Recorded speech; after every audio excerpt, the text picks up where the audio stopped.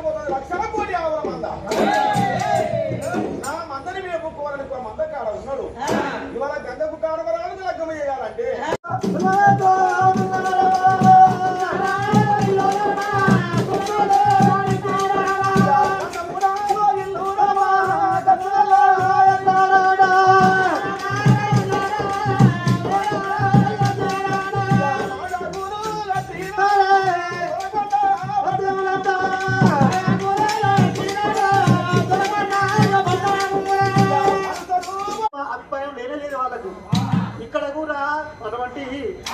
వదిలే కాబట్టి ఆడపిల్ల పాప నుక్కకు సేవ చేస్తాను ఆ మేడకాడ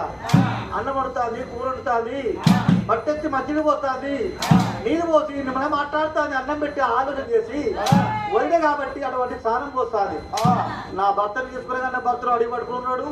తన చెల్లె భర్త ఇక్కడ ఉన్నది వండుదనం మేడ మీద ఉన్నది అని అటువంటి పాప దగ్గర ఉన్నది ఆ మారా గంగ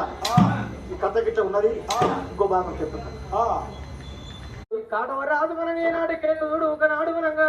పెన్న ఒడ్డున వచ్చి ఒక ఆవుల మందని మరి ఈవల ఒడ్డు నుంచి ఆవుల ఒడ్డుకు ఆవుల తోలుకపోతాడు ఇప్పుడు ఒక కాటవరాజు వెళ్ళిపోతే మరి ఒక నాకు బోనాలు చేసి